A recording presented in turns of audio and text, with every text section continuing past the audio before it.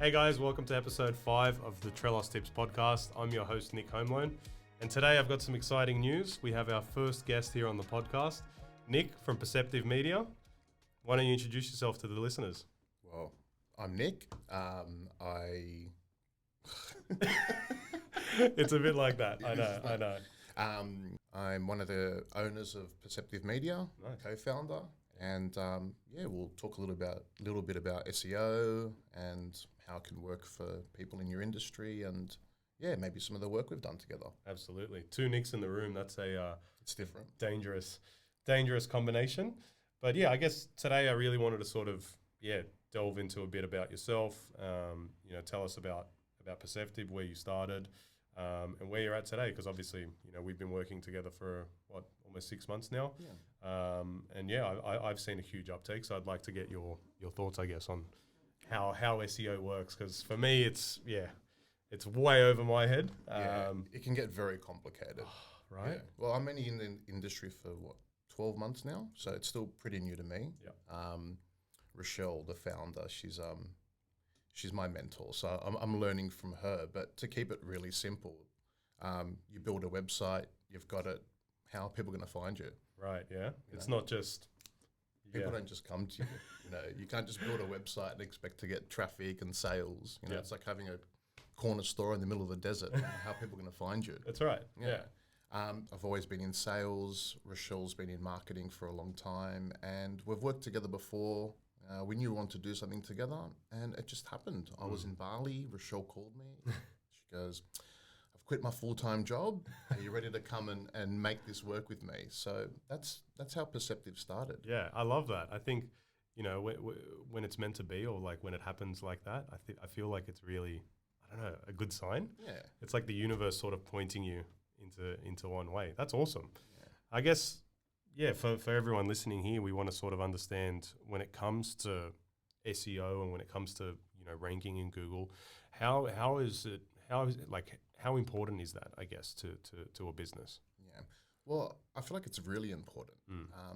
The statistics out there, 55 to 60% of people won't click on a sponsored ad. Wow. Yeah. So I can agree with that. Yeah. I avoid those like the plague. Yeah, exactly. So, with SEO, it's not a sponsored ad, it's organic. So a lot of people would prefer to go to that type of website instead of clicking on a sponsored ad. They've paid to be in there, to be there, sorry. Even if you're paying for sponsored ads, people skip them. Yeah. They want to check your reviews, check your website, and SEO is the best for that. Yeah. When I Google something, or if I'm looking for something, I always see those ads pop up straight away, and it's just like, man, how much have you paid to get here? Because I know some of it can be really expensive. It is, yeah. I try and filter down, and I'm like, oh, cool. These are I think it's 3 after the ads, 3 websites, and then maybe the My Business, I think it was called. Google My Business. Yeah. I think that little business section, and then it's even more results. But I know. The little snack pack. Yeah. That's what they call it. Yeah. So you're in the snack pack in Kingsgrove for brokers. So you've got your little snack pack there. They're your 3. Yeah. It's called the snack pack. Yeah. We've worked really hard to get there. Yeah. Cool. All right.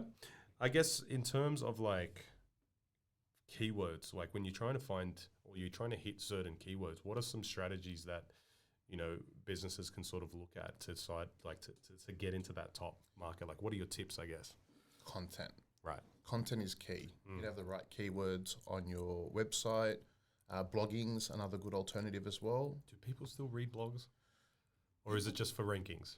It's a bit of both. Okay. I mean, if someone asks a question, should I use a broker instead of a bank? If you have that type of blog and you've got the relevant content in there, people read it. Yeah, right. And people do search for those keywords. Yeah. It's why should I use a broker instead of a bank? Yeah. What are the benefits of using a broker? So if you use those keywords and you blog, it will help. Perfect. Okay. That's a quick and easy one I think we can sort of look at. Yeah, for sure. Easy. All right, cool. And I guess, how have you found all this AI sort of stuff that's happening now in your industry? Do you feel like it's here to stay? Do you feel like it's taking over, or do you feel like you still need that personal, I guess, advice? I feel like over the last 12 months, it's changed a lot. So Google brought out a new update where using AI images will not rank you as high as using your own images. Right. Yeah, Okay. so if you're blogging or doing website content and Yep. you were using AI before, you're now getting penalized. Wow. Okay. So we're finding we have to go back to a lot of our clients and swap out AI images for real content, real images. Right. Does that expand to stock images, like royalty-free images, or Stock images are fine. It's Okay. actual AI generated images. right? And So so they leave a Google. watermark. Google knows this They is pick an it up. AI image. Yeah. Wow. Stock photos are fine, but Yeah. obviously real content is the best. Yeah, You've got yeah, your yeah. own content. You do your own photo shoots. Your team. Your office. Nice. They all perform the best. Yeah. Nice. Okay.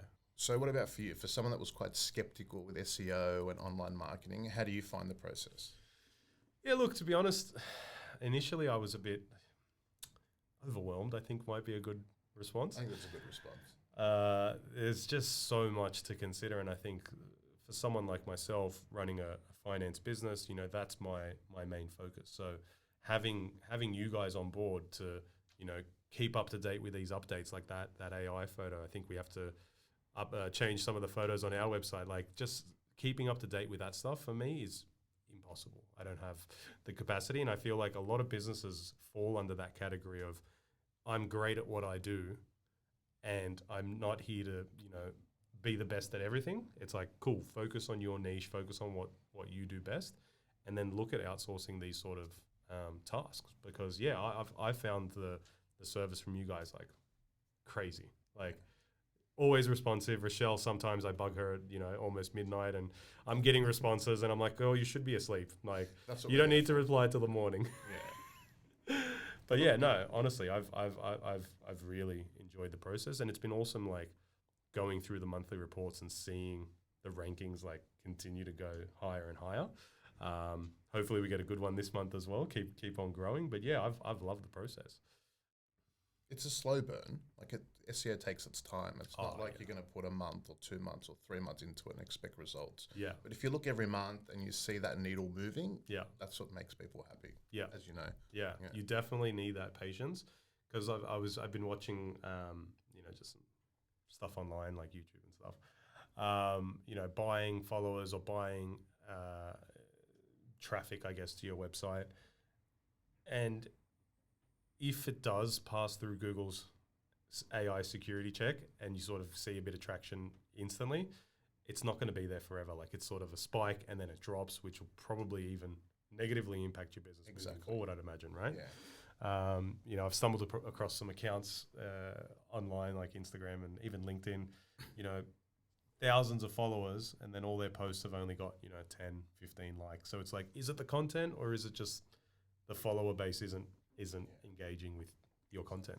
And there's so many SEO cowboys out there, we call them. They promise results really quick, and you will get them really quick, but the way they go about it, it's not the right way. So you get results quick, and then 3-4 months in, all your traffic disappears. Google penalizes you.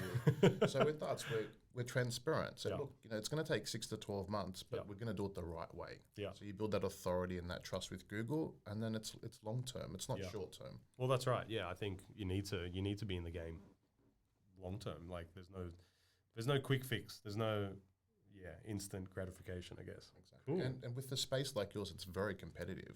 Right. Like there's 1,000 different brokers that you can call. So a lot of them run ads, a lot of them do all of that. But if you do your local SEO and then a bit broader SEO, I mean, again, takes time, but it will end up paying off. Nice. Okay, cool. I'm really looking forward to seeing where we can take this and the different strategies we can implement. I've seen a lot of articles recently saying that there's been a decline in home prices in Sydney. Do you feel like that's correct? Yes and no. There are some suburbs that have started to see negative capital growth. We actually spoke about it on our last podcast. So some suburbs like North Manly, Saw that one, yeah. Vaucluse, I think the other one's Darlinghurst. They've all over the last 12 months started to see some negative capital growth. Now look, it's ranging between 3 and 4%. So we're not saying you can go and buy a penthouse in North Manly for $500,000. No. Yeah, so we've seen, large growth in these areas over the last 20 years. So it's expected to go up and down. But no, look, generally I feel nationally or even by Sydney, the city itself, we've only seen prices go one direction. Yeah. There are going to always be those little outlying suburbs that perform better than others, and there's also those ones that perform worse. But generally, yeah, I think a combination of interest rates starting to hopefully come down in the new year is going to continue to drive house prices up. At the end of the day, like there's so much demand, and there's just simply not enough new properties coming onto the market. We saw a lot of builders go bankrupt, a lot of projects stall or even just stop completely over the last 36 months. You know, COVID obviously had a huge part of that. But with material costs and labor costs and all that going up, there's not enough supply to match the demand. Yeah, I got stuck right in the middle of that during my build. Yeah. Prices went up. You know, there was not enough product. Like it was crazy. So you know, were couldn't seeing get a lot bricks, couldn't get this. It was just. I imagine you're seeing a lot of delays and. Yeah, and we were on the tail end of it. So, you know, the price varied maybe 10%. We ended up paying more than other people had 20, 30%. You know, that a lot of people, again, a lot of people went bust, selling unfinished homes, builders going bust, especially with fixed price contracts for builders. Yeah. It's tough. So were you, like, I don't know if you want to get into this, but were you in a fixed price contract? Is that the scenario or? No, we weren't. We had an agreement which was cost plus a percentage. Yeah. So when the costs fluctuate, Jumps up. Again, but we were lucky. We were at the tail end of it. So we didn't, it wasn't too bad. Nice. And how did you find that whole experience, I guess? Because I've personally never built something before, but, you know, a lot of my told clients me I have. was crazy. Don't do it. Don't build, you know, buy something already established. Yeah. But honestly, I love the process. I've done a few renovations before and flips, but nothing to build and live in. But I love the process. Yeah. I want to do it again. Really? Yeah, Okay. I'd definitely do it again. Okay. It was fun. Any thoughts or any ideas of where? Like, what are you looking at? What are you thinking? Not too sure. This was a big build, but Yeah. maybe like a duplex site I think would be good. Nice. Something different. Yeah. See, again, you're helping the demands, you know, taking one home, building Make it two. Why not? Maybe three if we've got the frontage. Yeah, exactly. Yeah, nice. Cool. Okay. I'd Awesome. probably, I mean, renting while building was great. So ended up living somewhere that, you know, I'd probably never live. So ended up living in the city for 18 months during construction. Oh, wow. That was really fun. Yeah. But yeah, a lot of people are doing it now. You Yeah. know, they'll rent where they want to live and invest in other places. Yeah, so like a rent vesting vest, strategy. yeah. Oh, nice. So you're aware of that? I am aware, yeah. Yeah, I think a lot of people are talking about it. Really? I half experienced it, and I think it was good. Are you seeing that on your like keyword sort of searches? Because obviously, you're searching for Yeah. mortgage broker. You know, is that coming up as like a? Rent vesting is coming up. What about your clients? Have they brought it up? Are more people talking about it? Yeah, we spoke about it last week. We had an episode really on that rent vesting sort of strategy.